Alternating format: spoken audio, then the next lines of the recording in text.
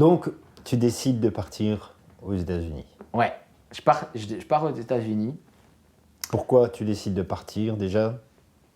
Eh ben, parce que justement ici j'ai l'impression de tourner en rond et que tout le monde me tourne le dos dans le monde de la musique, tu vois. Donc je décide de partir pour essayer d'avoir quelque chose de mieux, quoi, tu vois.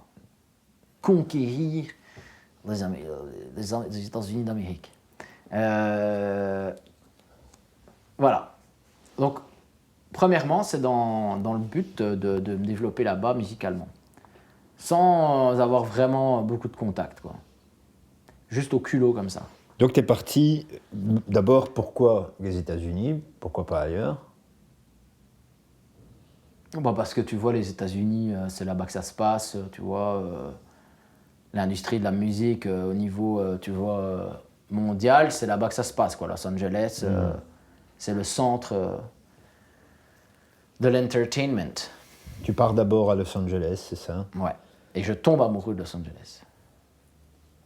Donc j'arrive à Los Angeles. Je pars vraiment au culot, je ne connais personne à Los Angeles.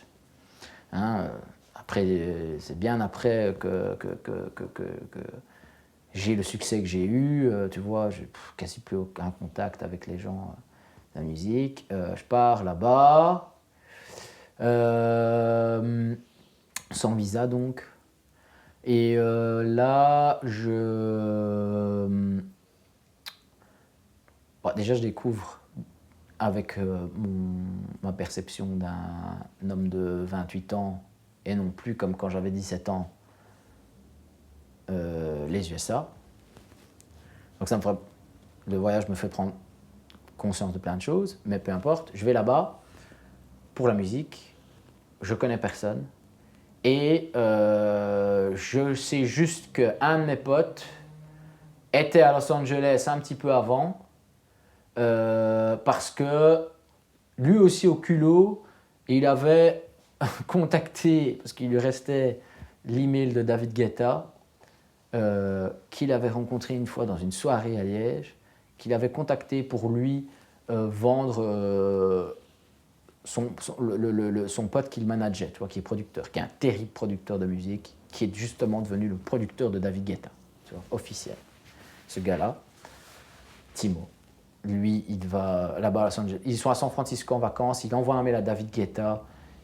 Je lui dis, ouais, voilà, au culot, il arrive à justement, ouais, non, justement, je suis à Los Angeles, j'enregistre mon truc là-bas. Lui, il y va. Je sais que ça se passe.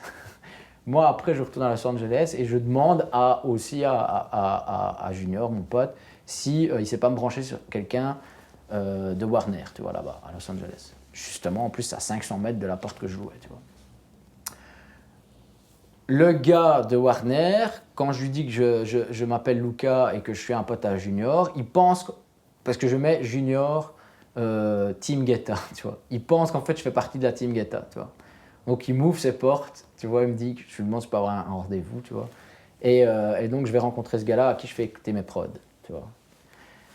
Je fais écouter mes prods, à ce moment-là je faisais des trucs un peu pop. Il me dit, ah putain, terrible, t'es américaine, c'est génial, etc. Tu vois, amazing dude, yeah, wow. Ok, cool. Il veut bosser avec moi, soi-disant. Et donc le lendemain, il m'appelle et il me dit, ouais, I have a session for you, blablabla. Bla, bla. Donc il me branche sur une session. C'était où? À côté de Beverly Hills. Et c'était juste une session, tu vois, avec un gars de Paris, un fudge de Paris, et deux autres filles. Je fais la session. Bonne expérience, mais en même temps, super mauvaise expérience, parce que tu sais, je me rends compte que je suis nulle part à ce niveau-là, tu vois, que je suis encore en plein développement par rapport à la musique que je produisais, que j'étais nulle part au niveau de la pop, au niveau que ces gens étaient, tu vois. Donc, voilà, je sors de ma zone de confort, du coup, super expérience. Et après, plus de nouvelles, quoi, de personnes. Mais grâce à cette session-là, je suis retourné faire une deuxième session avec les mêmes gars. Et là, j'ai rencontré un gars, un autre Français, qui lui avait un plan pour faire des visas pour les artistes, tu vois. Donc je dis, ah putain, tu vois, moi je saute sur l'opportunité, tu vois, je prends le contact. Et là, du coup, je mets tout en route pour faire un visa, tu vois, O1B, Extraordinary Abilities and Achievement in the Arts, donc qui est un visa exprès que tu peux démarcher quand tu as une carrière dans la musique ou une carrière dans l'art en général, etc. Mm-hmm.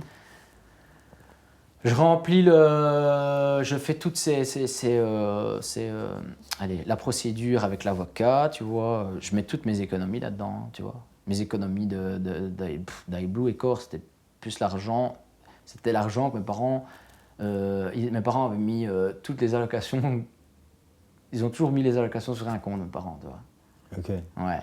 Et donc, ils m'ont donné cet argent-là pour payer mon visa, tu vois, un jour, quoi. Ok. Ouais, donc c'était même pas mon argent, moi j'avais mis 5000 balles de côté, tu vois, de iBlue, parce que, encore une fois, j'ai gagné des gros cachets, mais avec les taxes et tout, il me restait rien, il fallait que je vive aussi à un moment donné, tu vois. Mais ça passé à 20 ans, là j'avais 28 ans, donc moi mes économies d'iBlue, il me reste 5000 balles, quoi. Plus les les allocations que mes parents m'avaient gardées, quoi, tu vois. Donc je paye ça avec ça, et voilà, je me barre, quoi. Je me barre, j'ai un visa, je peux aller vivre là-bas à Los Angeles. Là-bas, je rentre dans les détails encore, hein. J'arrive là-bas, évidemment, j'ai pas de boulot, j'ai plus de thunes, j'ai plus rien. Donc là, je fais des livraisons à vélo, donc comme Uber Eats. Mm-hmm. Ça s'appelle Postmates. À Beverly Hills, c'était génial. Pendant 4 mois, je fais ça. Évidemment, je faisais de la musique après, je travaillais. Donc, ce que je faisais, je me levais à 5h tous les matins, j'allais au CrossFit. À 6h15, j'avais fini le CrossFit. À 6h, j'avais fini le CrossFit. Je me lavais et à 6h30, j'allais faire mes livraisons jusqu'à 14h, tu vois. Et puis, je faisais de la musique et j'allais dormir à 22h et hop, tous les jours, je faisais ça, 7 jours sur 7, tu vois. Parce que bon, tu vois, je gagnais peut-être 400, voire des fois 600 balles par semaine. Ouais, c'est ça, la vie est chère, je gagnais pas beaucoup de thunes du tout, tu vois. Ouais. Il fallait remettre aux impôts parce que c'est un travail d'indépendant aussi. Mm-hmm. De toute façon, j'ai rien remis aux impôts parce que j'ai jamais gagné assez autant que pour mettre aux impôts là-bas. Donc, la galère totale, tu vois. Super, j'adore la galère parce que tu vois, la galère, c'est ce qui te permet de toujours te dire, tiens, comment je vais arrêter d'être dans la galère, tu vois. Mm-hmm. C'est un bon moteur, la galère. J'adore les choses compliquées parce que justement, ça te permet de te challenger. Toujours cette histoire-là avec moi, c'est le challenge qui m'intéresse. Donc, pas de thunes, broke à mort. Mon loyer, c'est 1000 balles, tu vois, et je gagne 2100 balles, et puis tu dois vivre à Los Angeles, quoi, tu vois. Mm-hmm. Je fais des livraisons. Effectivement, du coup, tu vois, je reviens pour le carnaval. Je reste 2 mois parce que je me dis, bon, ça me permet de justement pas faire... ça me permet de faire de la musique ici à fond. Je profite de 2 mois de pas payer de loyer, etc. Et après, je repars, tu vois. De faire tout ce truc, de faire autre chose que de la musique, ça m'a permis de prendre conscience que j'avais pas envie de faire d'autres jobs que... j'avais pas envie d'être employé, j'avais pas envie d'être esclave d'autre chose que faire des choses que j'aime purement bien, malgré que... Super expérience de faire des livraisons à vélo. J'étais le seul de tout Beverly Hills à faire des livraisons à vélo parce que tout le monde fait ça en voiture, parce que personne n'utilise le vélo. Enfin, c'était génial.